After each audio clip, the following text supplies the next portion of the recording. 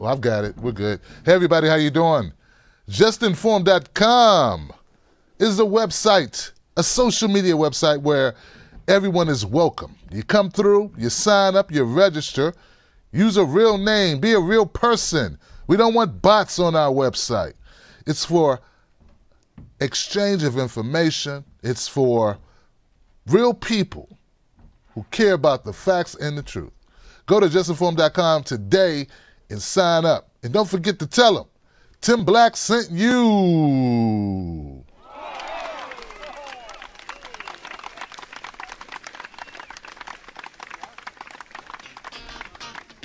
Tim Black.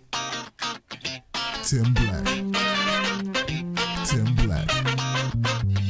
Yes, I am. True. Funny. Tim Black. I am Bingo. TimBlack.com. Tim Black. That's it, bingo, yo. All right, that's enough, that's enough, that's enough. People complain, they say, hey, your intro's too long, Tim Black. Your intro's too long, Tim Black. We want short intros. Get right to it. We can get right to it, we can cut to the chase. We can do it. Okay, here it is. Here goes the show in a nutshell. Democrats suck, so do the Republicans. If you came here hoping I'd be nice to either one of them, you're going to leave very disappointed because neither one of them deserve my niceness. They both deserve my ridicule. We need to get out of this duopoly. Good night.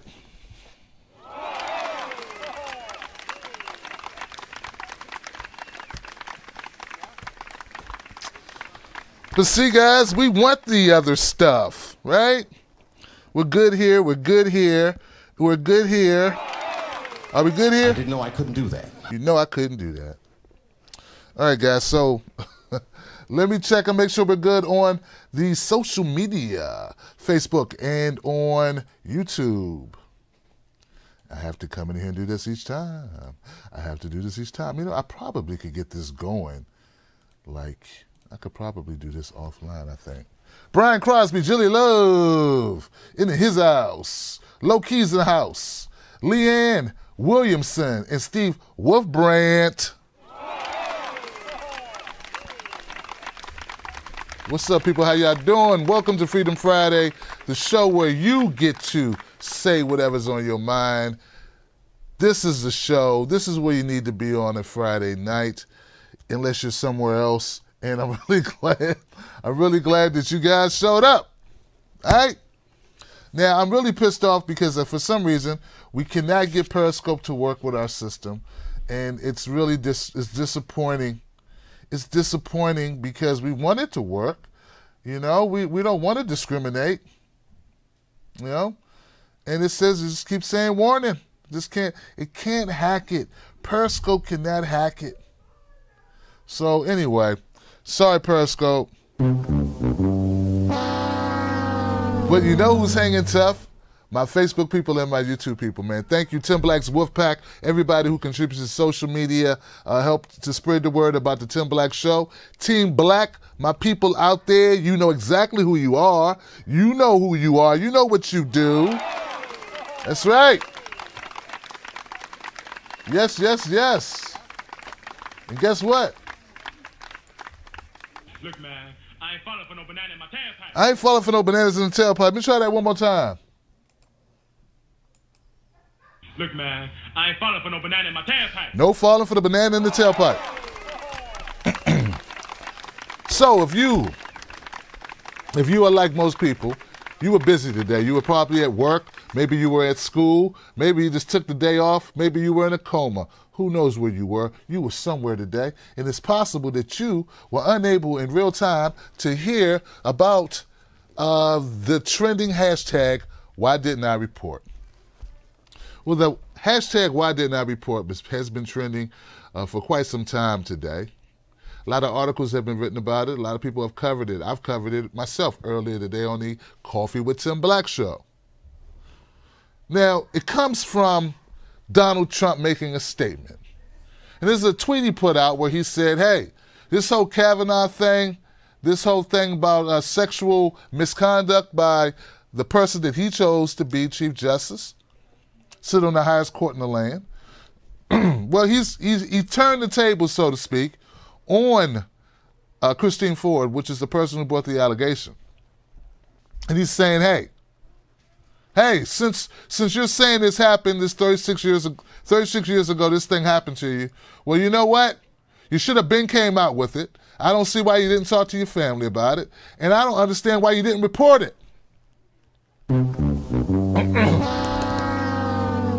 So that's what Donald Trump said in a tweet, and it really ruffled the feathers, people. It really did ruffle the feathers. It did. Okay? So my friend Charlie Peach wrote an article about it on Medium entitled, #HimToo. Well, Charles Blow compares his childhood to that of a wealthy Christine Blasey Ford. I encourage everybody to go check out Charlie's article. She is a friend of the show and a member of the Tim Black Wolfpack. So go check out her article on Medium.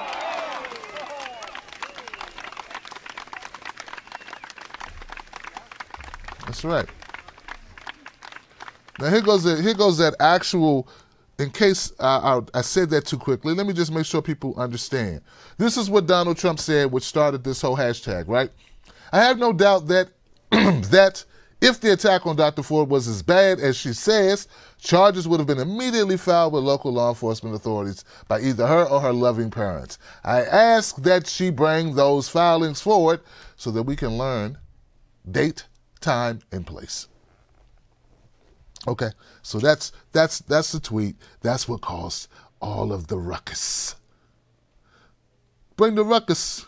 Bring the ruckus. So now, guys.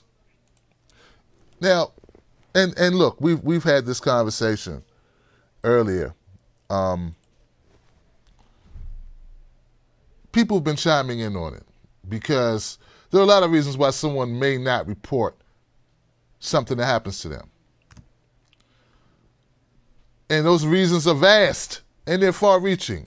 And lately, what's been happening because of this trending topic, it's like people are opening up old wounds of things that have happened to them over the years, things they haven't shared with anyone. In fact, a couple of Tim Black's Wolfpack people that I know personally, people who will support this channel, they have shared stories of their own turmoil.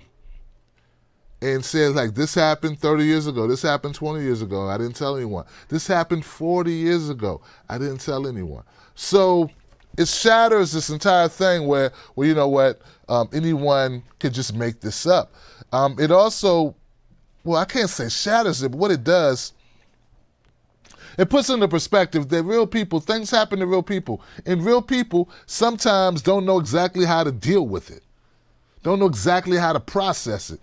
And there can be a lot of reasons why you don't go to the authorities. But see, we got to remember that Donald Trump is playing politics, as are the people in the Democratic Party are also playing politics. So we got politics being played on both sides. And that's why I started the show off by saying, I'm tired of these people, man. How do I end up with these people who watch my content, who cape for either side of this horribly bad made sandwich? Right? Like how? What did I do to earn your support? You know what? If you get butthurt because I'm calling out both of these parties and Trump is part of it, well then you know what? I feel like Morgan Freeman. I don't give a shit. I mean, I can't give a shit. You understand I can't give a shit? One more time, Morgan. Tell him, Morgan. I don't give a shit. I cannot. I refuse to give a shit. And when I catch myself giving too much of a shit, that's when I have to check myself. See, if I'm going around doing what other people do, if I'm going around mimicking or parroting or echoing or checking to see what other people think, then I'm not being my authentic self. In fact, there are people out here right now who don't even know who the hell they are because they're so busy checking to see what Jimmy Dore's saying, what Kyle Kalinski's saying, What Tim Black's saying, what all these other people are saying before they say anything. And then they want to call themselves thought leaders. You're not a thought leader if you can't lead your own fucking thoughts.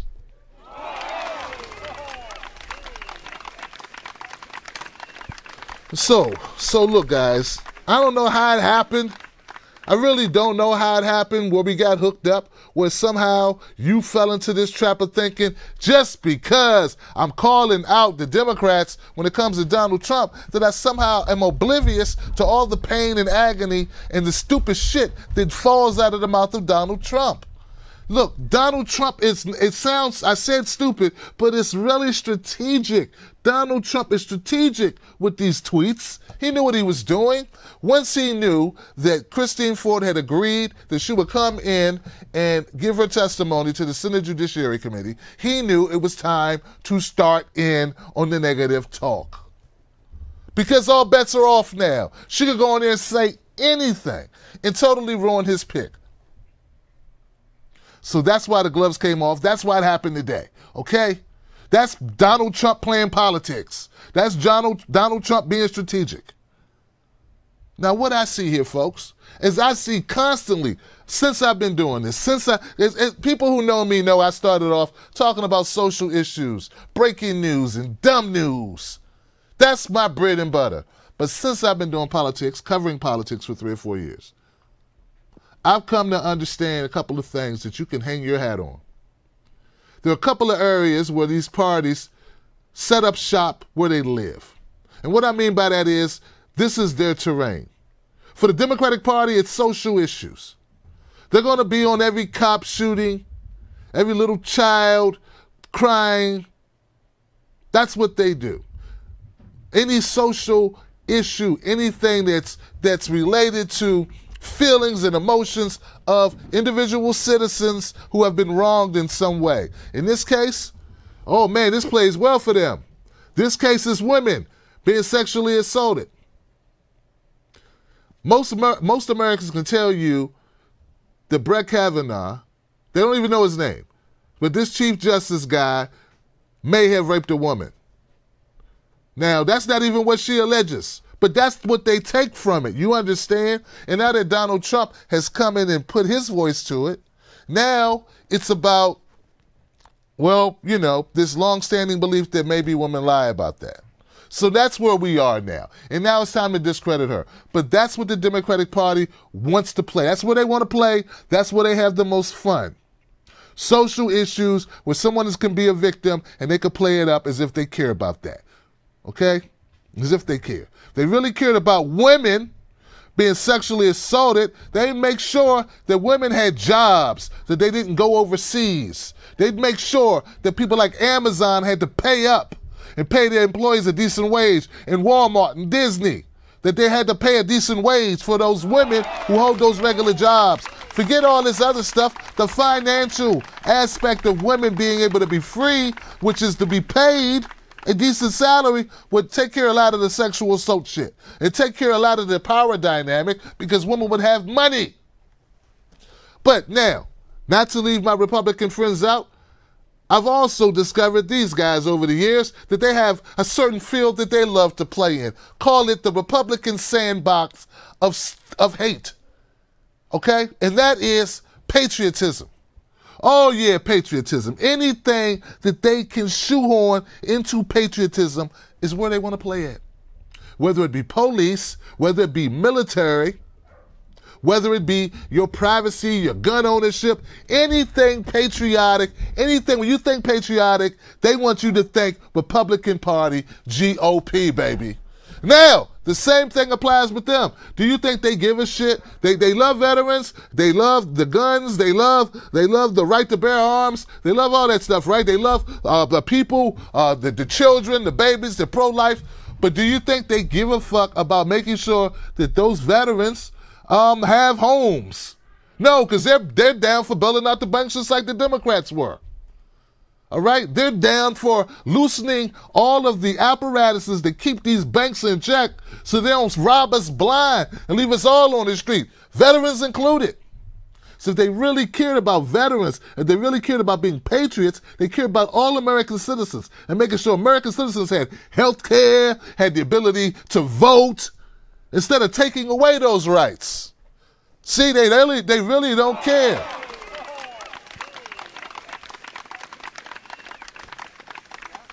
But at the end of the day, they're so focused on their sandbox. Dude, that's where they want to play. They know that's where they get their bread and butter. That's what works for them. So you got the patriots against the social crusaders. The patriots against social crusaders. And neither one of them are who they say they are. Neither one truly lives up to being what they say they are. And it's just every other news cycle story is a clash of this. This is what's going on. This is what's happening. These people act like they give a damn about Colin Kaepernick. But it was Democrats who signed the three-strike policy. It's Democrats who got behind those policies that made it harder for those black people and forced them to take them damn knees. But they don't want to talk about that part. And to bring it up, you're a coon, you're a sellout. If you bring it up, you're a horrible individual. They want to talk about being patriots, but they don't want health care. They were willing to have 20, what, how many millions? 26 million? I forget the exorbitant amount of people who would have lost their health care coverage if it would have been up to Donald Trump and his Trump administration. Millions of people would have lost their health care. Do you think they cared about that? No. No, they didn't. Because, taxes. And patriots don't pay taxes. I mean, we pay taxes, just not the big corporations they let off the hook all the damn time. See, it's all screwed up. It's all backwards. And the only way that you can stay sane is to do like Morgan Freeman. I'm trying to tell you. I don't give a shit.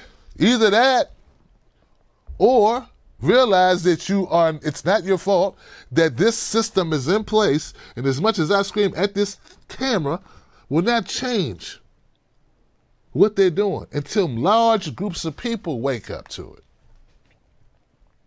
And realize when they champion for these things, they're really not championing. It's a smokescreen. They're not really fighting for it. They're not really fighting for social justice. They're not really fighting for patriotism and to make America great again. They're really fighting to maintain status quo, just in different ways, and to keep money in certain pockets and money out of other people's pockets. Do you understand? So, that's why, to this day, Hillary Clinton was just on Rachel Maddow's show a couple of days ago, and she was talking about the Russians and the influence of foreign countries on our elections. Not one time did she mention the most damaging thing to our democracy is corporate money in our politics, are the rich, wealthy donors in our politics. We all know that, and anyone who covers politics knows that's the biggest threat to our democracy is domestically. And Hillary knows it. If a jagoff comedian slash activist slash media creator, digital content creator such as Tim Black knows it, you best believe a presidential candidate knows it. You best believe a Secretary of State knows it. You best believe a former senator knows it. You best believe a former first lady, or always a first lady, but a first lady knows it. Nominee for the Democratic Party, damn right she knows it. But it's their job to pretend they don't know it. And while they're sitting over there pretending not to know, well, we have to be quiet and allow it because, we wouldn't want to be seen as, loony left. We don't want to be seen as a loony left. We don't want to be seen as the Alex Jones. We don't want to be seen as conspiracy theorists. Well, what else do you call a system, a group of people that go around parroting BS, knowing it's not true, misleading people, sheepdogging people into an organization that's a private organization that doesn't do the bidding of the people that are supposed to be their citizenry? Wouldn't you call that a conspiracy? It's more than one people. It's a lot of people doing it. Come on, guys. A lot of people doing it. All I do, sometimes I feel like Fred, man. I feel like Fred. I really do. I miss you, Fred. So back to the hashtag, why I didn't report. It's a crazy concept. There are many reasons for people not to report sexual assault. But that's really not the issue. The real issue is Brett Kavanaugh. What will if he becomes confirmed, what will that mean for the country? What will that mean for you and I? What would it mean for our kids? Remember, these confirmations are for life. And that's why it was so important if you did not want a conservative justice, to win the election. And since that wasn't that important, it was more important. And since the Democratic Party was more focused on maintaining status quo than they were getting a progressive in, well, they ended up losing. And they were just fine with that because they knew they had the Russia story already and prepped to go. So don't tell me how much this is disappointing that Brett Kavanaugh, his name pops up. He should not even be an issue. We shouldn't even know this guy. We shouldn't, because we should not. There should be a Bernie Sanders in that damn White House.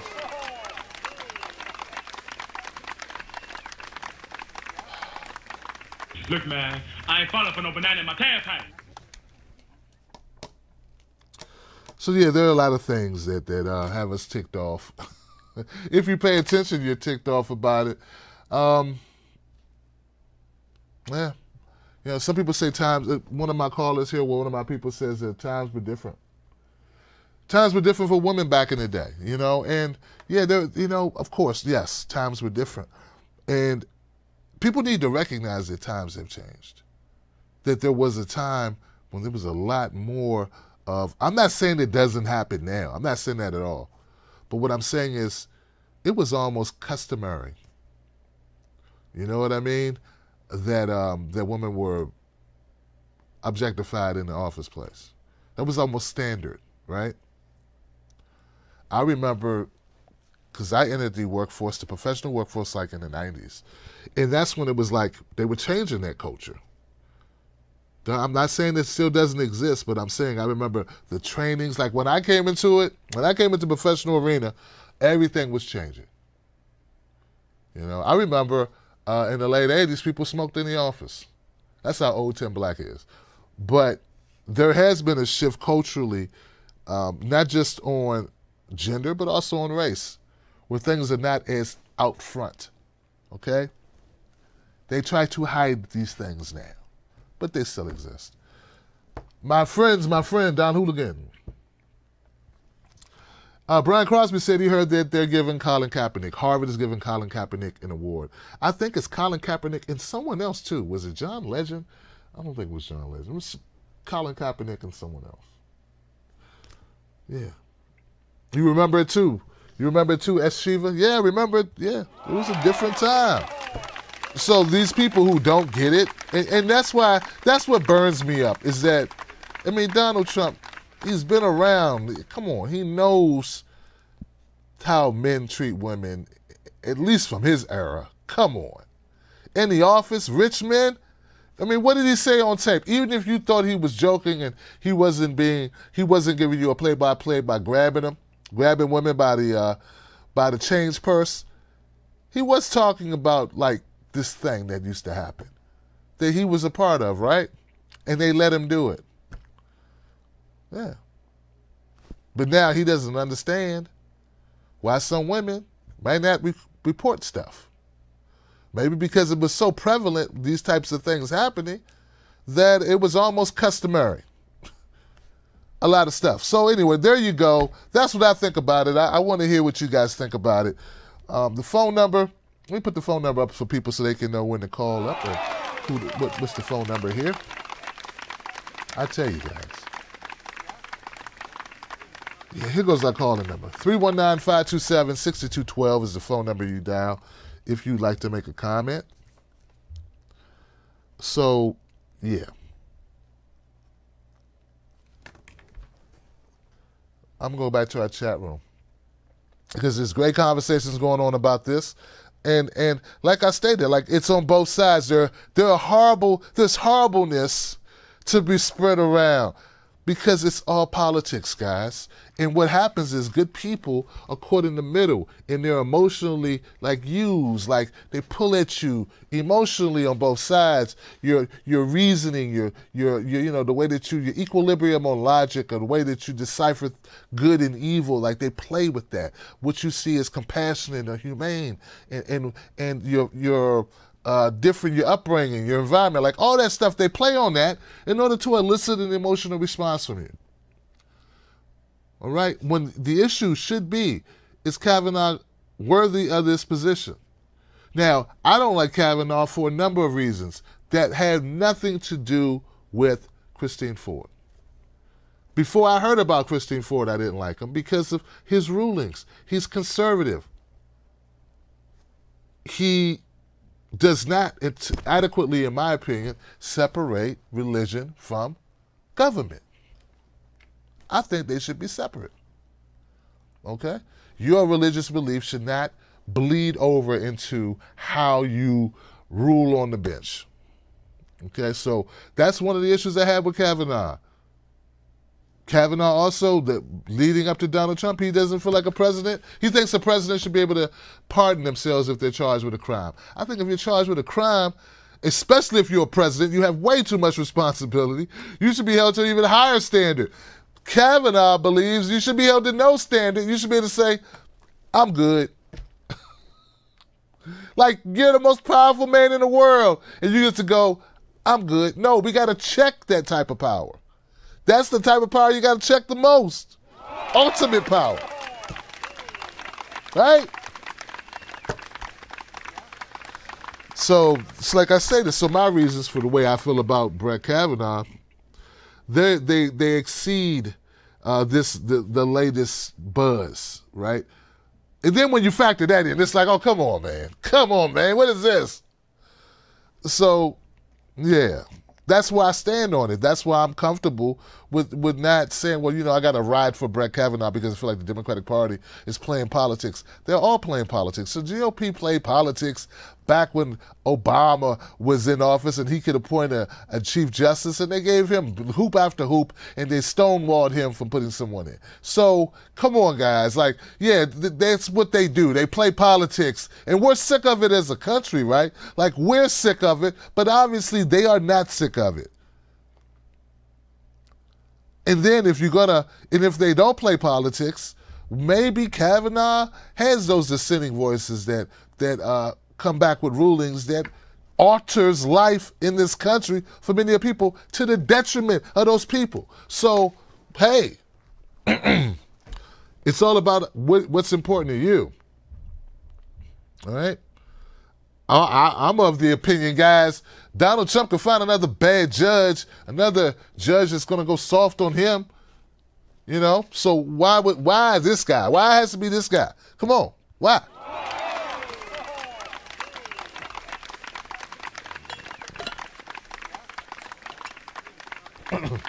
What's so great about him? Now, there is.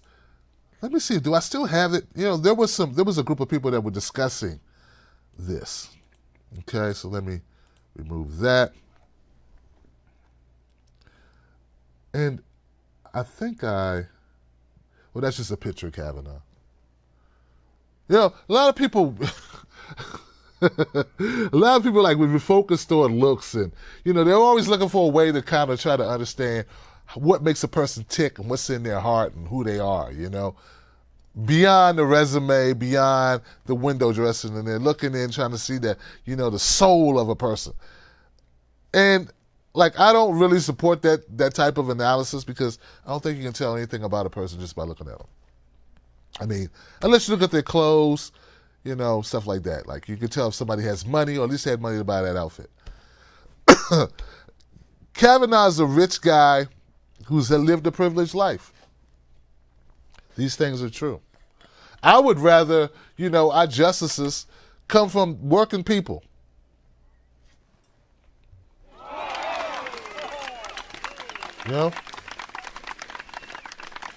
Why we can't have people in power who know what it's like not to have power, who know what it's like to live paycheck to paycheck, who know what it's like not to be able to afford to get sick. You know, the elites run this country, and that's why it's been run into a hellhole. And for some strange reason, people thought the best way to solve that was to go get a guy whose father gave him a business and $1 million and has been living rich on for the last 30, 40 years. Like, for some reason, poor people thought that was the guy. I don't get it. But hey, I mean, it's just because he wasn't a politician, they thought it would be different. And what's been happening is more transfer of wealth from the poor people to the 1%. That's what's been happening. That's what's been happening. They keep on saying, oh, the stocks are doing so well. Wall Street's booming. Another record Wall Street. Oh, how many of you poor working people got like stocks on the NASDAQ? Huh? Like how many of y'all? Just stop, please, at least please stop clapping for the freaking Wall Street numbers. If you don't have a bunch of stock, man, that's rich people stuff. That's rich people stuff. Well, it's somehow going to trickle down to you some way. Somewhere we'll get to you. By the time it trickles down to you, it's no longer rain. It's just mist. It's not even. You don't even get the raindrops. You don't even. So, I shared this earlier. Let me see if I can find it again because it was so horrific. There was a clip. There was a clip about how these people feel about Kavanaugh. Oh, here we go. Let's do this first, guys. So I was just checking out to see what people were saying about Donald Trump and about this hashtag. Right? So here goes the hashtag in order, man. Check out the hashtag. So this is, if you do a search for why I didn't report, you know, it comes back with some of these things. And let's see. Amir Talai says, it makes me sick that women and also men are tearing their wounds open using why I didn't report because the President of the United States is a vile piece of...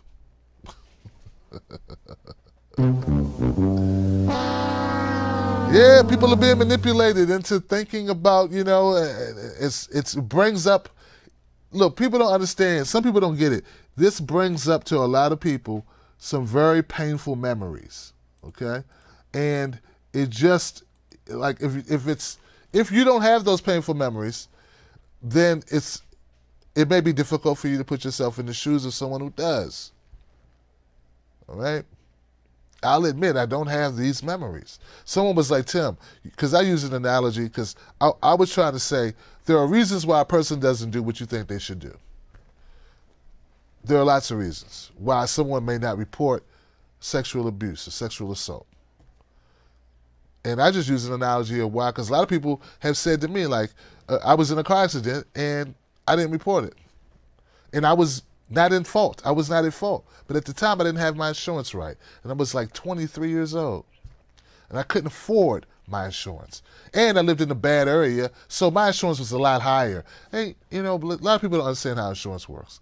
But it's a lot more if you're a guy. It's a lot more depending on your zip code. And if you don't know anything about green lining, or redlining, I should say, maybe you should look that up because it's a real thing. And so that's one of the reasons why. But one of my respondents on YouTube was like, Tim, you shouldn't use, you being in a car accident because you didn't have insurance, because you didn't do anything, because that's your fault you didn't have insurance. No, it's not my fault I don't have insurance. It's the fault of the system. But here's the thing, guys. There are a lot of analogies you could use. And this gentleman said, Tim, I've been sexually assaulted by a woman, and I didn't report it because guys are supposed to like it when they get sexually assaulted.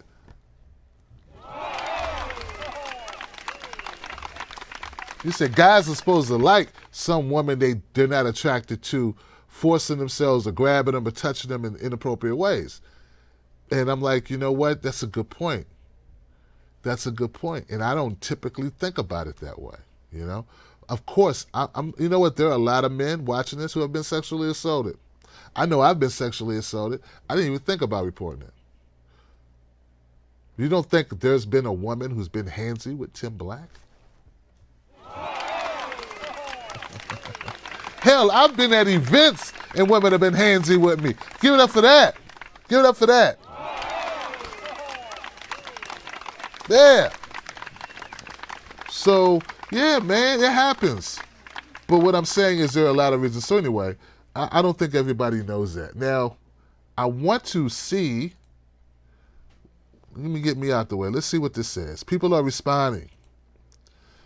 I did. It didn't matter. It was dismissed, disparaged, and I still get blamed. Why I didn't report?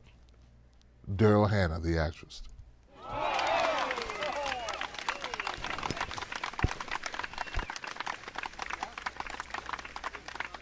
See, this thing is really set off a hand grenade, all right? What else did Donald Trump say? I have no doubt that if Donald Trump, this is a comment that I read earlier. That was his original statement, Donald Trump's original statement about why didn't she tell somebody. And so this has been going on all day, folks. People pissed about Donald Trump. Jessica Valente says, because I didn't want to admit what happened, even to myself, why I didn't report. There you go.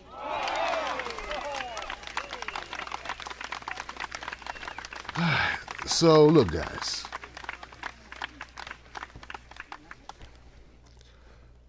You know that these issues, as I stated earlier, are used to great effect by the Democratic Party. They're really good at this. This is their real wheelhouse.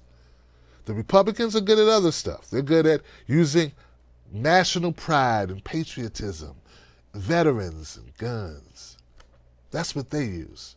This spirit of the American spirit of rebelliousness and sticking up for ourselves and all this stuff. Meanwhile, we put kids, low-income kids, we send them to countries to bomb other low-income kids in wars they didn't need to be in. But, you know, patriotism, right? But knowing all that, you still, even though you know the Democrats are using this to a reason, there's political reasons for it, right? What I don't like is the people that know it. Like there are people that, Simone Sanders has been around long enough to know that's what's going on. All right? It's politics. Charles Blow has been around long enough to know what the Democratic Party is doing. Come on. You know what's going on. But you feign as if this is really about Christine Ford, and you know damn well it's not. Now, to average people at home who have gone through issues, situations, who are not part of any political system, just working people, maybe students, maybe moms, dads, grandparents, that's different for them. They don't know the apparatus like you guys do.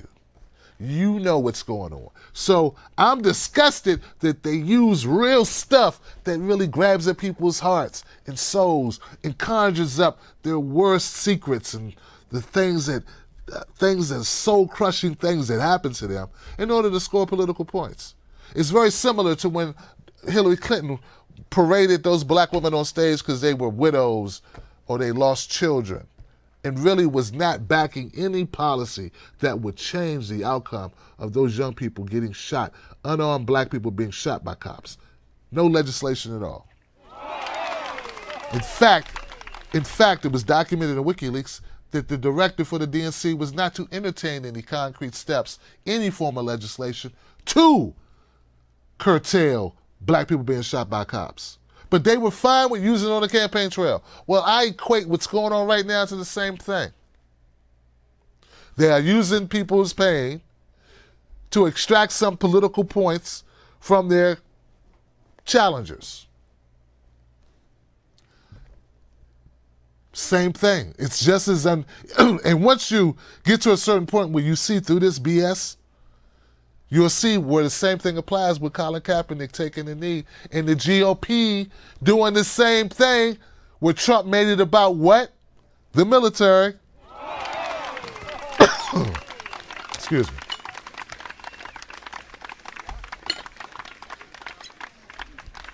So if you could see that Colin Kaepernick taking a knee had nothing to do with troops in Afghanistan or troops coming home or troops needing help, that he was not disrespecting them, and you can see that, and you can say, damn, those Republicans who use that, knowing this had nothing to do with it. Well, you know what? But you're unable to see what the Democrats are doing right now by using your personal anguish, the anguish of Daryl Hannah, the anguish of Miss Valenti, the anguish of any of these people coming forward with their own stories in order to simply stop a Chief Justice from being confirmed when they shouldn't even be in this position, because they should have ran a better candidate against Trump to give them a better opportunity to put a Chief Justice in that position. That's where I'm coming from. But see, it's really easy to look on the other side and see hypocrisy. But if you can't look on your own side or whatever side you more closely identify with and be able to see hypocrisy there, then you really aren't woke. And if you are woke, you ain't all the way woke. Because that's what all the way woke look like.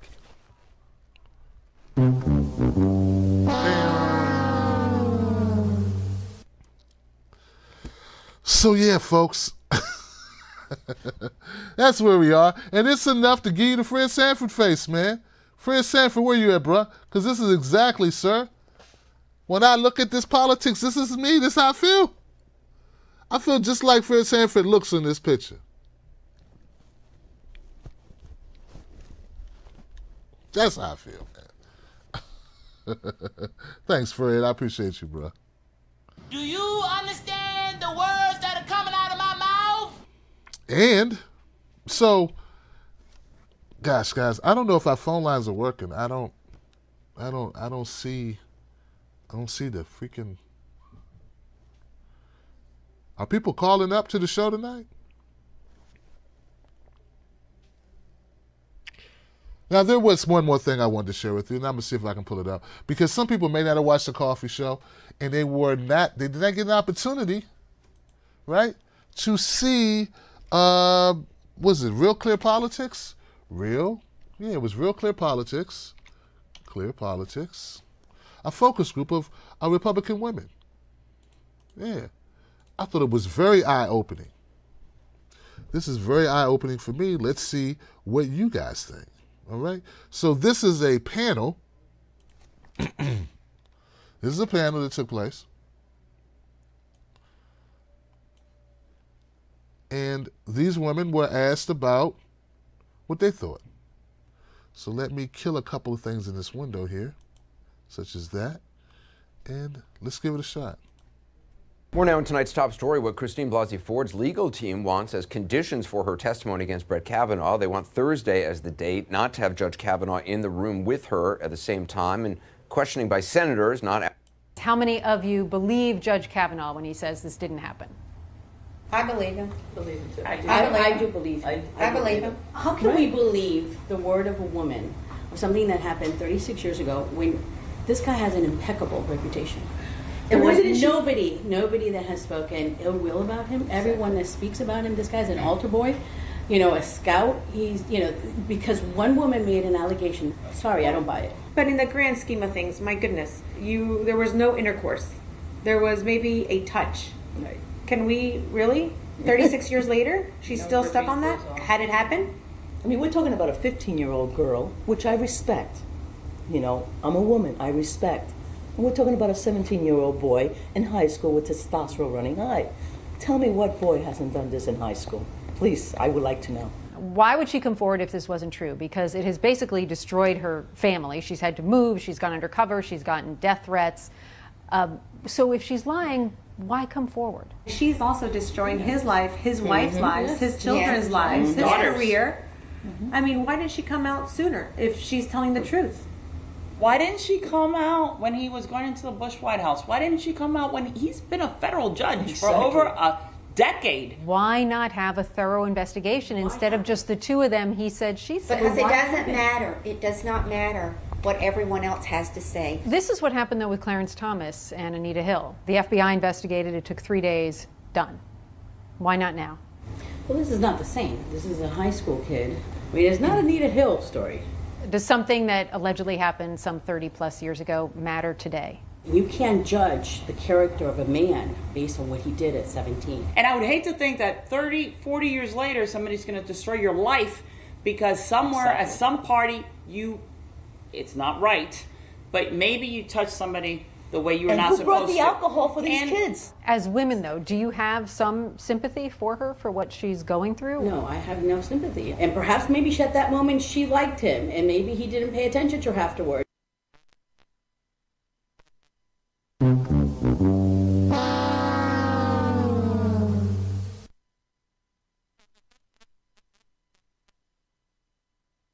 And he went out with another girl and she got bitter or whatever the situation is. They're kids.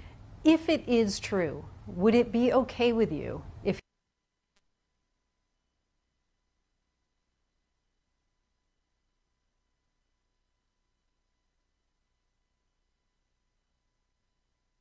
I have to say this, guys. I really do. I have to say this. You know when men make comments that are really, they seem very sexist. They seem like these men, damn it, this guy might actually hate women. Like, this guy's comments are horrible. Well, those men comments that are so chauvinistic or misogynist, they ain't got nothing on these comments that these women are making in this CNN panel. Come on, man. Talk to me, people. Talk to me. These women take the cake for horrible comments about women. This woman said, hey, even if it happened, she don't feel sorry for her. You know how women get mad later. I'm not saying there are some women that get mad later and do things to guys. Most guys I know have experienced some form of that, right? But you don't know when that happens and when it doesn't. Only the guy knows and only the woman knows. So, wow. I just want to point that out. I'm gonna play some more of this, but I just want to point out that it's like society really goes to town on guys who make comments like these women make, but these women take it to a whole other level. All right? A whole other level. All right, now I'm going to be quiet. Let me play the rest of this, guys. Unbelievable. If he became a justice on the Supreme Court? As long as that's an isolated incident, yes. He was 17. He was not even an adult. And we all made mistakes at 17. Oh, my God. Oh, my God. I wonder what she thinks about all of the 13-year-olds and 14-year-olds and 15-year-olds being locked up right now. I just want to know what she thinks about it. Now, this panel is from Florida. Tamir Rice was a grown-ass man and got his brains blown out by an officer, and that officer got off, and that was a child. I wonder if this woman, what she felt about that. I wonder. I'm just saying, I'm taking their own words. Now, this is Florida. Do you feel that all those young people who are in jail, all the people with weed, see, they're not fighting. See, I saw something, I think it was Eddie Griffin, great comedian Eddie Griffin, always calls it straight. One of those people that inspire me. So I'm inspired by truth tellers who don't give a damn about the backlash. They just tell it, they call it like they see it. They don't need to do a survey. They don't need to do a focus group test. They don't need to get any confirmation. They just believe what they believe, and they ride on it. So I love Eddie Griffin. Eddie Griffin made a post on Instagram, and he said, and the post was, if you're defending Kavanaugh because you said he was young, he wasn't an adult, but you didn't defend Tamir Rice, then it's not youth that you're defending something else. And I tell you what that thing is. white supremacy. If you really want to defend children and you really feel strongly that a child should not be punished for their entire life for something they did when they were a child, well, we do that all the time in this country. And you're fine with it. And when we bring it up, you listen to people who demonize those people. Demonize those children. That happens all the time in America. But it can't happen to Brett Kavanaugh. He is such a powerful, well-off dude that these women are caping so hard for. I know some of you don't want to watch it because it like turns your stomach, but it's important for us to really know how people think. So let's do a little bit more. This is amazing. I believe in a second chance. I'd be more than okay with him being Supreme Court judge. If the person made a mistake and they move on and they have been a good human being, who are we to judge? Well, joining me now for perspective, CNN political analyst and USA Today columnist Kirsten Powers, also Carrie Severino, chief counsel. Well, I'm going to leave this. I want to hear the crisis. people, not the analysts, so to speak. And that's, that may make me a jerk because I'm sort of an analyst, but but I want to hear the people, right? I want to hear the people reactions to these events. So now that we're here, let's go. I'm going to try to bring in some callers. I got a caller here at 260. 260, you're live on Freedom Friday. What's your name and what's your comment? Right on. Hey, I'm David Mulligan. It's Don Hooligan on YouTube. Don, welcome, Don. How you doing? Oh man, I'm hating being bipolar. I can't stand the depression that I experience at times. And see, I'm just I don't know. I'm fucked up right now. I love the integrity of progressives. I love the honesty. It's such a rare thing. I'm in Indiana, so I'm in the state with the most meth labs and the most Klan members and the most fascists per capita in this country, and it sucks. Right now, I'm canvassing for somebody I can't vote for because she's a Bernie-crat, and like I can't even vote for a lot of people because we don't have anybody opposing Republicans. Like it's like, which Republican do you want? It is basically what it is a lot of times for some of the local things. Anyhow, God, my train of thought just has no tracks. It just bounces everywhere. I say that all the time. There was this problem I experienced personally. It was network which supports the Kavanaugh when nomination. Kirsten, I'm wondering what you make of what you heard from vote for that Hillary, group of women, and everybody started who believe Judge Kavanaugh. Everybody started calling him. Well, I mean, I just want to say this idea, a sellout and all this. I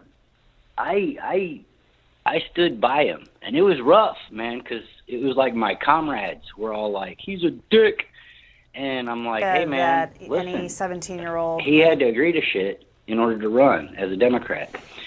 And okay, Democrat and Republican, I think, is complete bullshit. I don't think that label means anything at all. I think it all has to do with left and right. And okay, this is why I started off with the whole I love the integrity and I love the honesty. I think it's dangerous for us to be disparaging the left-wing candidates. I know they're doing fucked up things, it seems, but their policies aren't changing.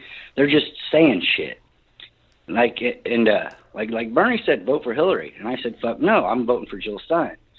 I just, people are so easily manipulated. I mean, there's Americans. Oh my gosh, my faith in my fellow citizens is so low. But we need left-wing representation. We need politicians who care about people. And if people are going to be manipulated to just stay home or vote the other way, I mean, I see, and I see what everybody's saying, but like with Gillum, he wants to be governor. All right. Hey, Don, I really need to keep it moving. I want to thank you for the phone call. Give it up for Don, guys. All right. Let's keep let's try to bring it in. I want to try to get everybody in as everybody is in the queue. I really appreciate it, but we really need to keep it moving. So, next caller. I have a 440 number in the queue. 440, you're live, Freedom Friday. What's your name and what's your comment? Hey, Tim, it's Andrew. Can you hear me? Yep. So I just wanted to talk for a minute because there's been something that's really, really bothering me lately. There's been a wave of progressive candidates, primarily from like the Justice Democrats and brand new Congress field, that lost their primaries and immediately turned and endorsed the corporate candidates in their race. So the highlights, the one that bothers me the most, I guess, would be Abdul Saeed.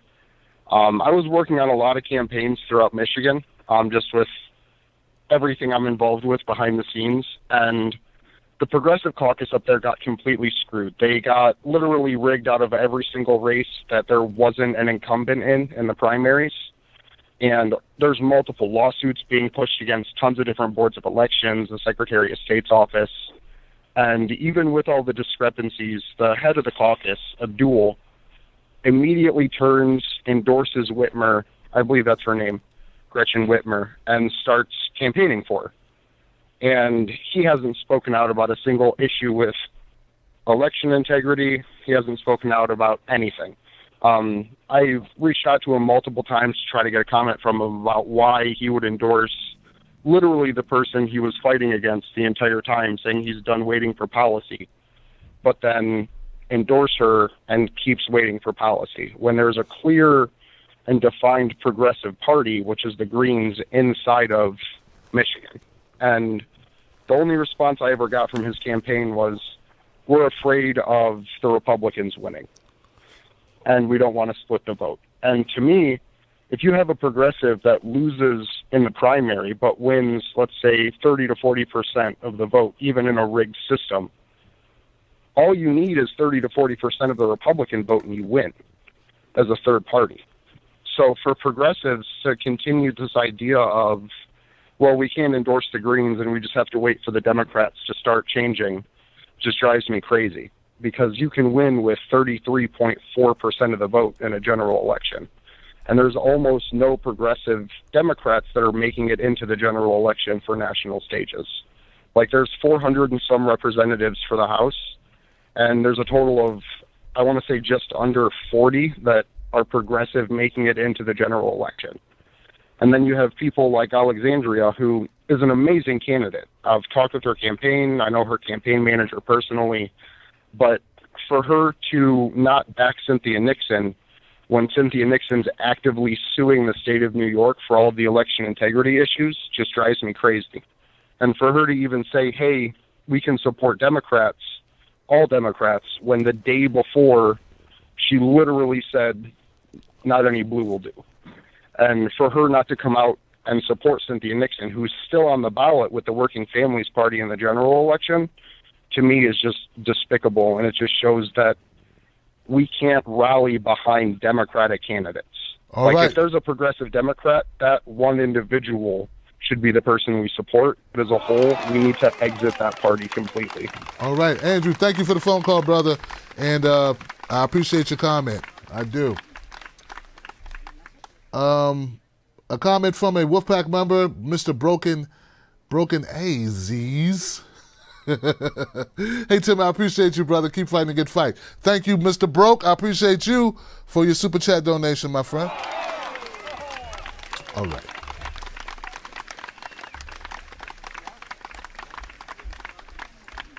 All right, 704. You're live on Freedom Friday. What's your name and what's your comment? Yo, Tim, it's Kush Renata from North Carolina. All right, Kush, are you a member of the Wolfpack, Kush? I believe I am. You are? Well, look, man, thank you so much. I'm going to start asking people that when they call up, man. I appreciate that. What's going on tonight, Kush? I think I've actually contributed a couple of 20, 40 $50, I think, to the swear jar a couple of times too. Just saying. I think you have, brother. I think you have.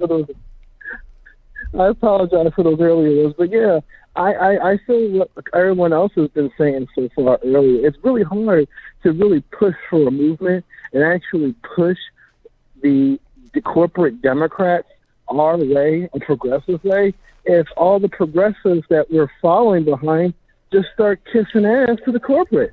Like, when I saw Andrew Gilliam having that photo shoot with, like, Cory Booker, it reminded me of when Bernie gave in to Hillary and started, like, following her. Like, when you don't give someone the ability to feel like, okay, you will without any doubt be our figurehead. You are uncorruptible. You are a stone when it comes to your beliefs and ideas. And then that's the feeling that you give people. And then all of a sudden that shit turns around on you. It causes this, like, confusion. Because people are like, okay, now do we still want Republicans to win? Or do we still hold fast to what we're trying to do here? And my thing is this. I'm so to the point now, like I already mentioned it before, I'm beyond an aggressive progressive. I'm just pissed off at this point. Because it shouldn't take this much effort to get in somebody who has the actual care for individuals, for people. It should not be that fucking hard, Andrew, to be able to just stick with Medicare for all. Just because Mr. Clean comes up into you and just be like, oh, hey, if you hang out with us, maybe I can share some of this pharmaceutical money once I get off that pause, you know? Once you have situations where you're worried, I guess, about other politicians working with you, now you're like basically saying, going from, oh, no blue will do to, oh, we're going to endorse Cuomo and every other Democrat. Like, you just basically lost the people who got you where you are. Like, if I was in their situation and I had someone like Cuomo saying that my win was a goddamn fluke, you know what I would have told Tapper? First, I would have told Tapper that the only reason why a lot of people on CNN even got their jobs is because of the fact that they won the sperm lottery. You want to talk about flukes?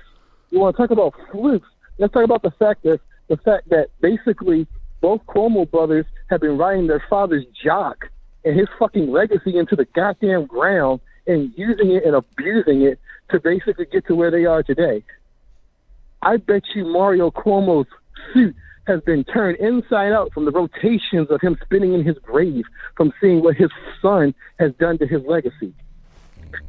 So don't you sit here and talk to me about fluke, when all we have is literally dynasties. The Bushes, the Clintons, the fucking Cuomos. You're talking about freaking flukes. The only reason why a lot of these people even have the positions they have because they either married, fucked, or family of someone that's important.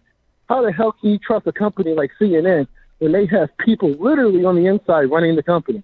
You have ex-CIA members, ex-FBI members, politicians' sons, politicians' daughters, wives, fiancés, and shit like that. And you're supposed to get fair and balanced reporting?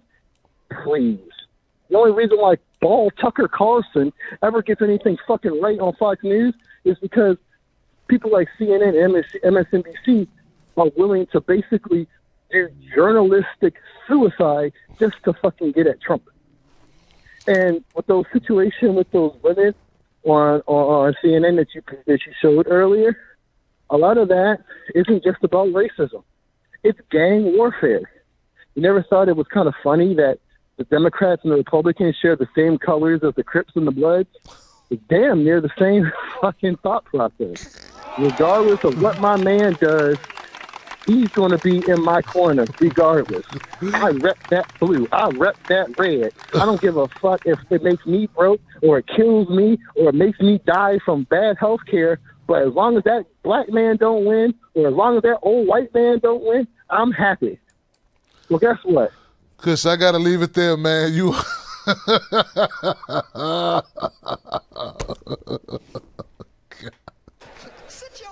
Oh, Kristen. Oh, he said Bloods and the Crips. All right, I love it, man. I love it. Thank you so much for the call, Christian. Thank you for being a member of the Wolfpack.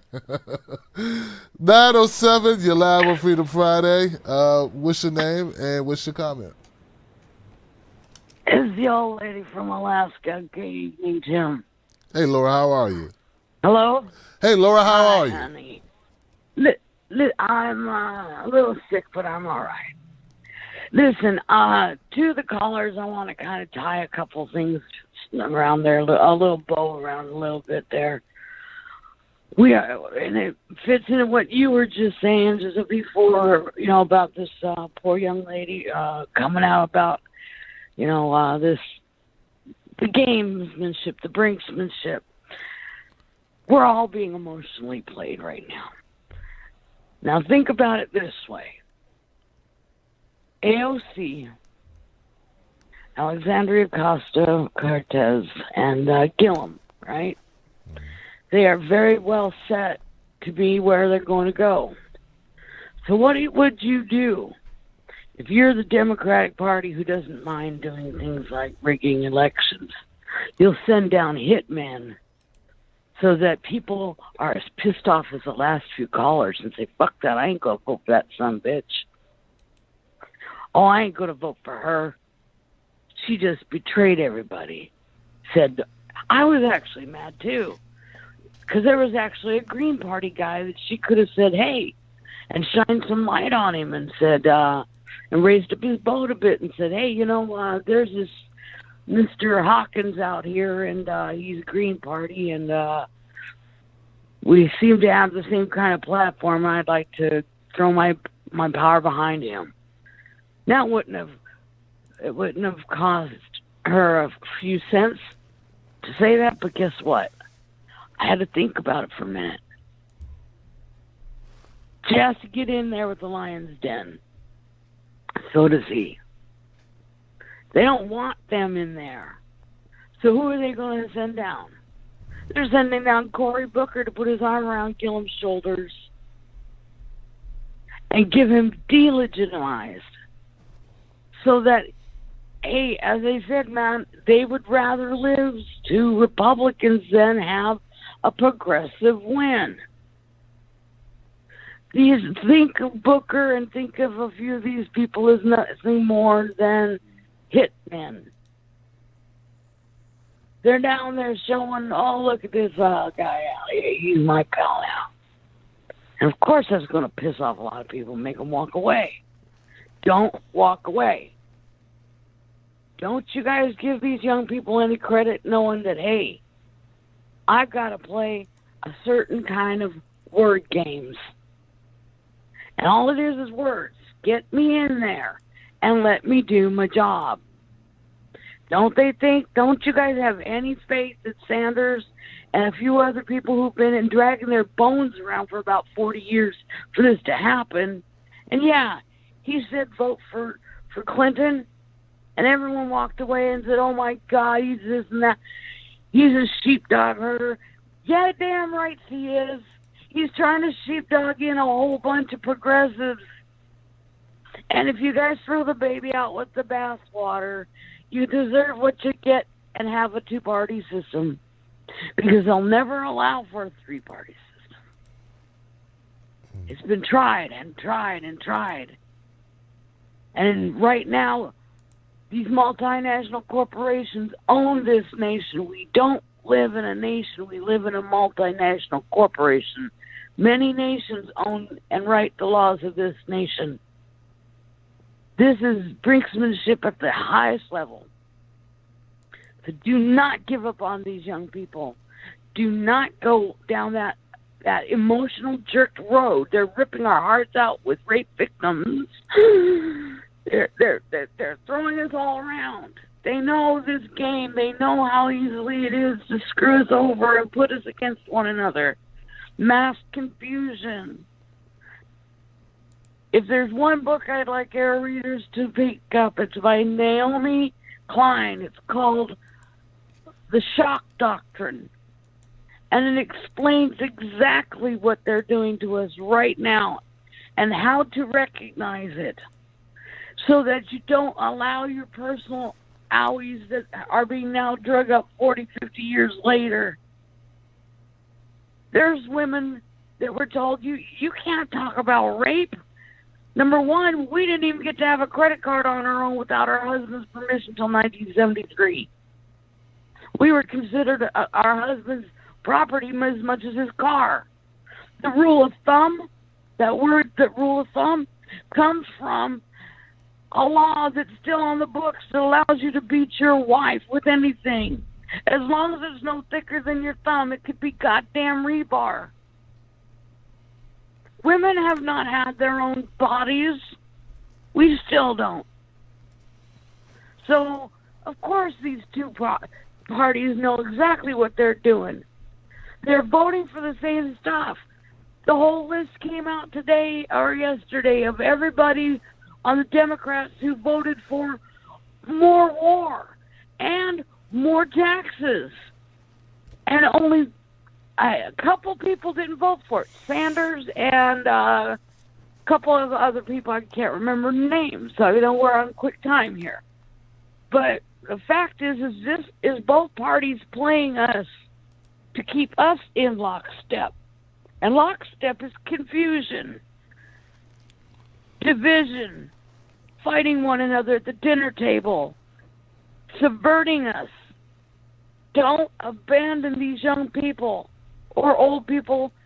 And hell, if you're in Florida, you better get your asses out there and vote for Tim Canova, because that son of a bitch is the real deal. And he is coming out swinging. And if you're going to call yourself anything close to awake, don't you dare not vote for him. I love y'all. And Tim, I'm proud of you for quitting smoking cigarettes. It's a hard damn thing. If you sneak one, don't get mad at yourself. Don't get down at yourself. Take a big, deep breath of clean air. Drink a glass of water and say, that was just a slip. I'm right back on the horse. I love y'all.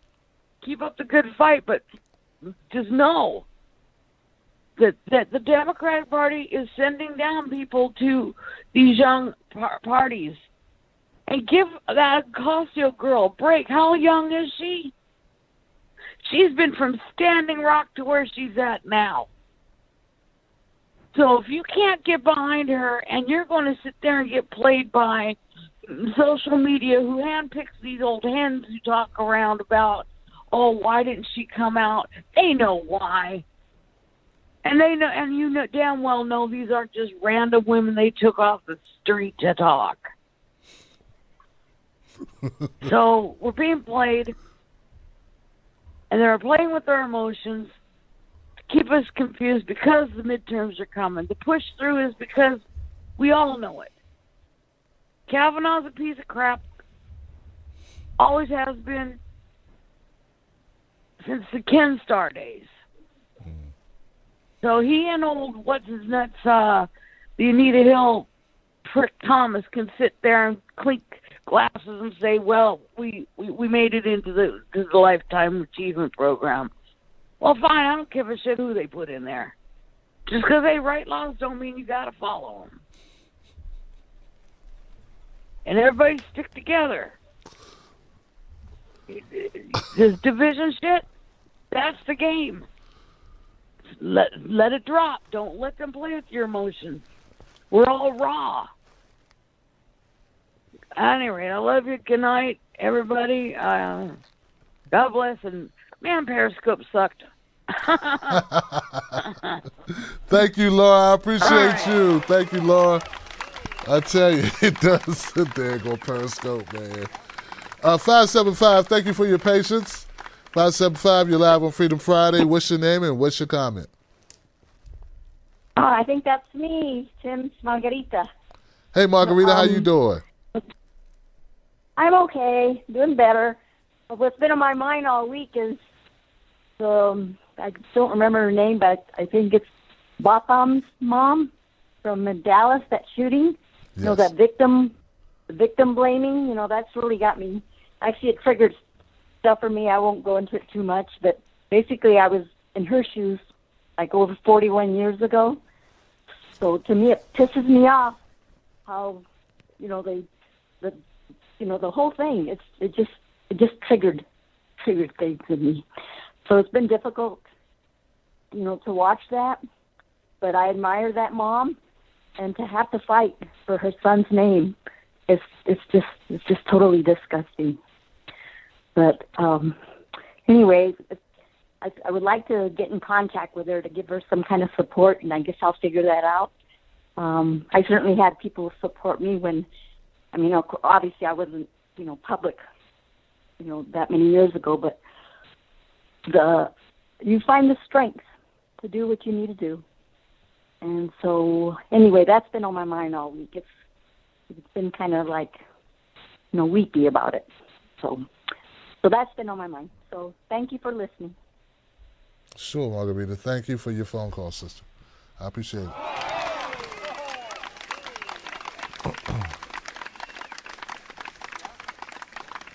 343, thank you for holding. What's your name and what's your comment? Hi there, Tim Black. It's me from Kingston, Ontario, Canada. I just wanted to say congratulations on quitting smoking there for a good week there, brother. Man, good job. I'm happy for you. I quit smoking since December 2015, so I just want to say congratulations on that. And this is just going to be short and sweet, but I've got one question for you. What do you think about this nonsense about the crap of Beyonce and Jay-Z and all that shit? That's all I've got to ask you. I'm good week, Tim Black, and congratulations on quitting smoking for about a week, and have a good week there, brother. Take it. Keep on. You know it, brother. Thank you for the phone call. Beyonce and Jay-Z. Sometimes I like to unplug, but yeah, that stuff there. Thank you, brother, for the phone. 11111, you're live on Freedom Friday. What's your name and what's your comment? It's Curtis. Curtis What's is in the happening? house. What's on your mind, Curtis? All right, don't make me try to feel bad. And as far as quitting smoking, once you do it, you'll feel a great sense of an accomplishment. I mean, it's a point of accomplishment because what happens is most of the people in this country are chemically and mentally imbalanced now. And the food is so bad. The food is even worse. But once you quit smoking, then you'll be able to achieve other things. I quit 15 years ago, so I know what you went through. But it's an achievement, and it's an achievement that will inspire other people that smoke around you to quit. And that's what the good thing about it is. But yeah, I wanted to bet the lady that was on there before, the Hispanic lady was on there, she was definitely right about the division. As the corruption turns it up, they have to have more diversions. And then she was going on, and you're a supporter of the progressives, and I am too. Everybody would like to see them, but I don't think there'll ever be enough of them that will ever get in office to change anything. I think the system knows that. Now, a few of them might get through the door, but they're never going to be able to they're never going to be able to sponsor a bill. They'll get any traction, and they'll never get the microphone in their hand because it's a corporate state system. And as far as me, I'm in the Fourth Circuit Court of Appeals against AutoNation. The CEO stepped down 2 days ago. I've been fighting him for 10 years, the largest car dealership in America. I fought him off for 6 years. Now I'm in the appeals court. He did step down. I'm the one that has the video called "When Car Dealers Attack." But anyhow, so that's me on that side. But as the corruption gets worse, the diversions have to turn the diversions up, and they have the people divided. They have them divided. You notice that they particularly pick out racist type of stories. Like for example, remember the guys that went to Starbucks and they were thrown out? Well, people get thrown out of public places all the time. Transit, some people, for all kinds of reasons, you can be thrown out. They purposely take racial divided issues and make them front and center. And if you look at the issues that the politicians sell and peddle, it's the same ones. See, they're controlling the narrative of what you have to accept or not accept, like pro-life or pro-abortion, the Kavanaugh guy. Now, you know that abortion doesn't really make that much a difference to the American people. There are plenty of people that had abortions that wouldn't tell anyone. There are plenty of people that would tell you. Most of the women that have them don't go around telling people, regardless of how they feel about it. The point being is they decide the topics and the issues, and then they sell it to us. And then you have to decide one way or other. Just like every time you say something bad about Trump, someone will come back, well, you could have had the Clintons. And if you say something about the Clintons, well, look, you got Trump. See, so they corner you into where there's really a no choice. And that's the system by design. It's not getting any better. You don't see any of the news media talking about the genocide that's going on in Yemen. You don't hear anything about the stuff in Syria, about what's going on there now. All these other countries are getting involved in that. You know what they're doing in Syria. Basically, Qatar and Saudi Arabia and the Rothschilds want to bring in a pipeline through Saudi Arabia and get it into Syria so they can sell that energy to the Europeans. The Russians want to bring their pipeline into Syria so they can sell the energy. We're not there for any other reason. We're not there because it's a humanitarian cause, because Assad's abusing his people. They try to frame him with the weapons of mass destruction. You know, they're still peddling the preemptive doctrine where I can assault and kill you if I think you're going to do something. That was the Bush. They still tried to do that with the weapons of mass destruction. The chemical attack that happened in Syria never happened. They even tried to stage it again. But anyhow, it's amazing. We can't get the truth about really much of anything. And what I want to address, one more thing before I go, is that you remember when they had these congressional hearings, and these are pony shows to make you think there's a checks and balances, there's a government in place that's monitoring what's going on. Remember when they had that? Well, what was that really about? The Republicans came in there with their agenda. Oh, Diamond and Silk was being censored. The conservative Republicans were being censored. So they had to go in and cry. They brought in Twitter. Google didn't even show up. A few of them showed up, and they drilled these guys to make it look like it's a con. It's a perpetual con is what it is. And they drilled these guys. But you know what it was really about? Is they basically told all the people that run the medias, the alternative medias, Facebook, Twitter, all of them, that if you don't start censoring people, we're going to regulate you. And if they were to try to regulate them and by the FCC or by it like a utility, then the government would be able to oversee them. So what they did is they scared all the techs that run all the media that you're going to regulate people. You're going to censor the people, or we're going to censor you. And that's what that whole con job was. Now, each side had something to try to sell there. But at the end of the day is they were telling them guys, Twitter and them, you censor the people. If the people have an issue with them, they can go get a lawyer and they can sue you in court and never win at all. And that's exactly what they did. The corporate fascist state is in check. The Rothschilds are still running this system. You can say what you want. They're still running the system. It's a Goldman Sachs Rothschild government. There's not really much you can do about it. Whoever controls the money controls the tempo of how people live. The wars, everything. And then, you know, what gets me is sometimes you get these calls from these charities that want to give money to good causes. And you sit there and say, wait, your government just gave $700 billion to the warlords to keep war and tyranny and pressure and stress all over the world. And then someone's calling you to give them money for a charity. And sometimes you'd want to and sometimes you can't. But I don't see much of a change here. I don't think the Democrats, like she said, some of the Democrats don't care as long as there's still a Democratic Party to where there's the financial corporations are still going to feed that machine. They have to. See, they can't just feed one machine. They have to feed both machines. And as long as they're still taking the blood money and they're still under control, and you can see they are, how many of them are talking about the wars? None. None of them are talking about the wars. These wars are genocide, particularly what we're doing in Saudi Arabia to people. And not one of them was the war. What it is the power is right in your face now. It used to be behind the door. Now it's right in your face, staring at you. And I don't see much salvation other than a revolution. You're not going to see a change. I don't care who gets in. I don't care if the Democrats take the House and Senate. Unless there's an actual revolution, or the system completely breaks down to chaos, then you're going to see a change, a new America. So unless someone can start a revolution, and the people are scared. Everybody lives in fear of, if you say that to somebody, you're going to get censored. You got to be careful what you say at work because you could get fired. They have the people in fear. And as long as you're in fear, you're a controllable human being. And that's pretty much what I wanted to say. But I appreciate what that woman said about how we're so divided. And it's purposely they use the entertainment. They use all these people. Like, you care about what Goldie Hawn and Kurt Russell has to say? These people have servants and slaves that have been waiting on them for 45, 50 years. They have people that put up their holidays and put up their decorations every year. They have their own slaves. See, here it is. If you got money, you can afford your own slaves. If you don't have money, then you're the slave. That's the system. It's the same war all over the world. It's worse here. But anyhow, that's pretty much it. I appreciate you taking the call, Tim. And I'm still rooting for you, Guy. I think you call it down the middle. I think you try to look at things as a realistic, moral human being. And that's what we need. We need people that are moral and have a realistic value of what they think is right for everybody. And that's why people are drawn to you, Tim, and that's one of your strongest assets that I see. And there are people like you. But as far as the political system here, there's no one winning anything here. There's no, even if they do take the House and send it back, what's going to happen? They're not going to change anything.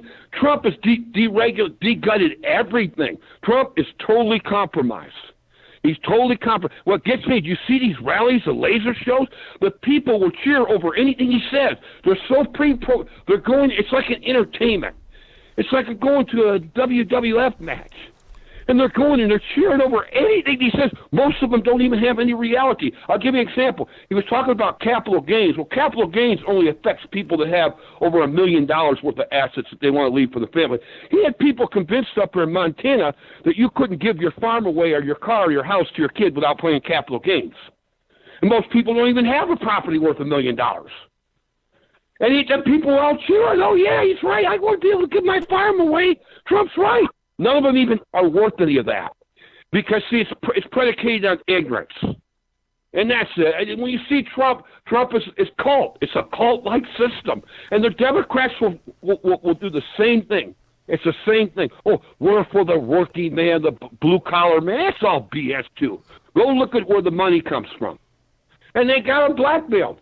If you don't toe the line, you don't get the money. They give the money to the guy who runs against you, and you're done. I love it, man. Thank you, Curtis. Thank you, Curtis, for the call, man. I really appreciate it.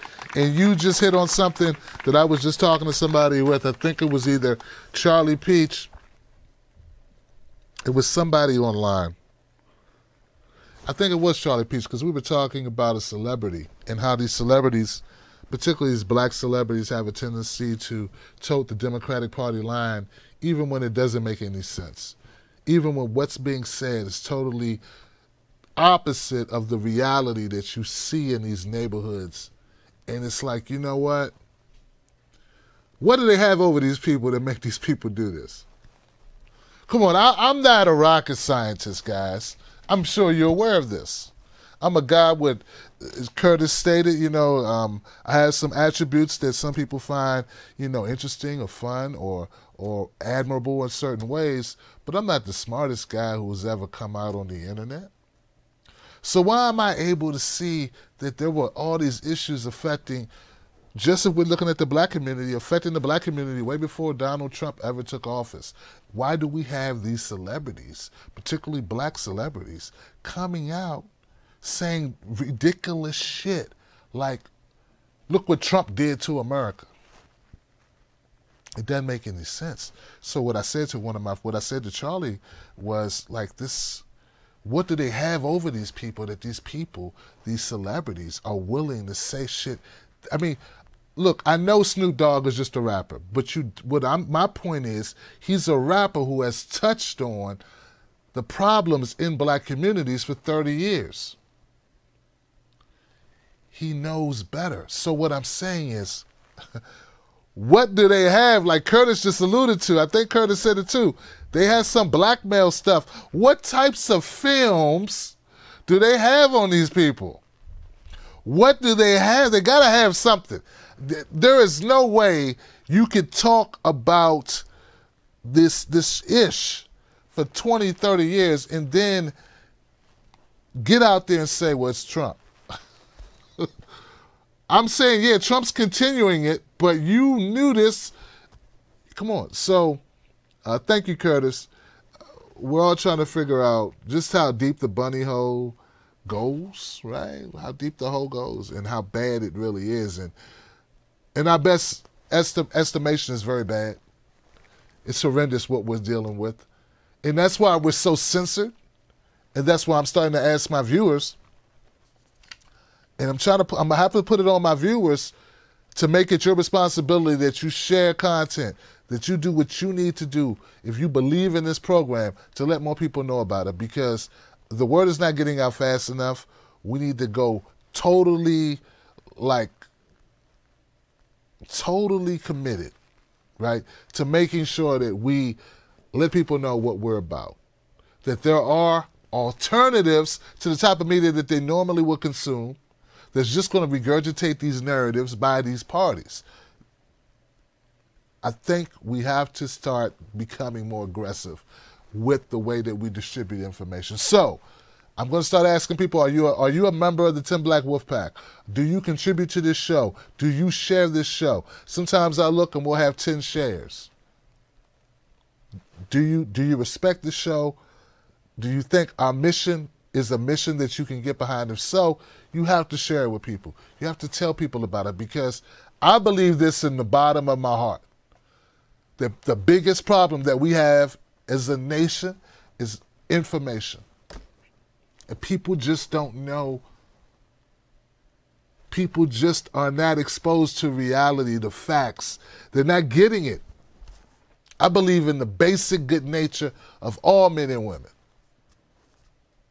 I do not judge all people or some people or groups of people by the worst common denominator. I don't do it. And even, you just heard Curtis call up and give a very dynamic, important phone call. Even when we get off on a bad start, we can always take the time to listen and then reevaluate. And that's what Curtis and I have done.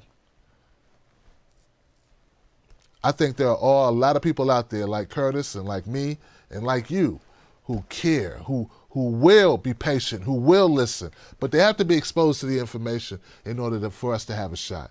So this is not just about TBTV, but it is about the message. Because believe it or not, guys, this message of inclusivity, inclusiveness, this message of not picking a party, but picking principles, not just throwing people under the bus, but calling it as it is, in education, information, I think it means a big deal to where we're going to go as a society. So guys, please share this content with a friend. Let somebody know that the Tim Black TV show, TBTV, is a place that they can tune into to get the real deal. So thank you so much. I also want to thank everybody who called up and gave me a pat on the back for the smoking thing. Oh man, am I all cut off over here? Yeah, I am a little cut off. But that's okay, because we're going here now. I want to thank everybody who called in and give me props on that. You know, I've quit smoking before, guys. I got to learn how to stay quit. I've quit for years, a couple years, and then I get stupid. I think, I'm strong. I'm a tough guy. Why can't I just have one? And there I go, making a mistake. So we're back on the wagon. It's been a week. Today is a week. I want to encourage all of my friends out there to give yourself a chance. You can make it through. I'm doing it right here with you. If you want to start today, make today be your first day start. Or make that last cigarette you smoke your last cigarette. And continue the journey with me. All right? I love you. I care about your health. I want what's best for you. Let's work it out together. Shout out to Iron Man Oz. Thank you for contributing to the show, Iron Man Oz. I appreciate you, brother. I love you. You've been in my corner for forever, it seems. Sometimes I don't know where I would be without your support, bro. And I want to thank everybody who called up on the show tonight. From Laura to Margarita to Kush to Andrew to Don to Curtis. Thank you all for calling up. I appreciate you. That's it, guys. This weekend, we're going to be working on a lot of content because we're now going to be on Roku. Now going to be on Roku, y'all. So it's a great thing. I mean, Roku reached out to me a couple months ago. And, you know, they were interested in my channel. And it took a little while to negotiate. They asked me, did I know some people who also, could benefit from, being on their platform, and that's recommended. They check out Nico House, and they contacted Nico, and Nico contacted them, and now Nico's also going to be on Roku, and I'm sure a lot of other great, content providers are out there, people who make original content. So we're going to be on Roku, guys, and I want you to check us out there. I'll be doing some promotional stuff to get people aware of where to find the channel, how to get to the channel, and all that good stuff, man. But we just keep working and working and working and doing it and speaking truth to power and working. And that's what we do here. So shout out to everybody who contributes to the show. Thank you, Tim Black's Wolf Pack. I appreciate the hell out of you. All right. And, yeah, it is what it is. I'm just making sure I got everybody. What are my people on Facebook? My people on Facebook. My people on YouTube. So thank you for being here tonight. This weekend we got more content coming your way. Look for me on Roku. I'm pretty sure there'll be ads running on Roku videos and stuff. That'll be definitely more helpful than what YouTube does. YouTube, boy. I don't know what it is with YouTube, man. Look, make sure that you hit the bell on if you're a YouTube subscriber. Make sure you hit the bell. Every time I contact YouTube, I'm like, I have 100,000 subscribers. Why do you send my notifications to like 1% of my people? Same thing with Facebook. I have 70,000 followers on Facebook. I'm lucky if 1,000 people see my post. They don't care, man. They want me to pay them to talk to the people that I've already met. It's the craziest thing. So please check the bell if you're on YouTube. Make sure that you have me in your notifications. Do the same thing on all social media. I'm Real Tim Black on everything else. If you're an Instagram person, find me at Tim Black at Night on Instagram.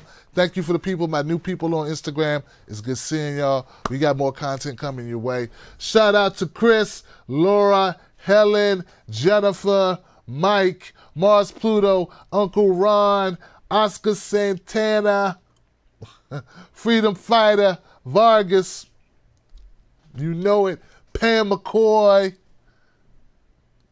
Pam McCoy says, he's right, we need, and Chris Hedges said, we need a new nonviolent revolution. Oh, Lord. We do. We do. All right, guys. I love you. I'll see you soon. And remember, guys, look, what do we got? What do we got? Where's my, I'm going to have to switch back to this. Here we go. Nobody take no cornbread from me. Nobody take no cornbread from me. Don't let nobody take your cornbread, folks. We got to fight for it. You know why? Maybe I ought to eat your cornbread. Because the powers that be want to take our cornbread. Now, our cornbread, your cornbread, my cornbread are things that matter to us. For some of us, it's our vote. For some of us, it's our privacy. For some of us, it's our sanity. See, they use these manipulation tactics in order to control us. Keep us locked into the system of good and evil, bad and good. Right? They use that against us. Use these issues that are like triggers. Meanwhile, they take the money and they head down to the store. They take the money and they buy a new yacht. They take the money and they buy new drones so they can make more money. That's why it's important that we keep our cornbread, folks. And if we don't, damn it, well, there's going to be consequences and repercussions. There's going to be consequences and repercussions, y'all. Know it, because it is the truth. I love you. I'll see you again on Monday. Also this weekend, look for more content coming out on Roku and as well as here on my YouTube channel. And also Twitter and Instagram and Facebook. I'll see you on the next one. Have a great weekend. Tell somebody you love them. Call up a friend. Mend the fence. Be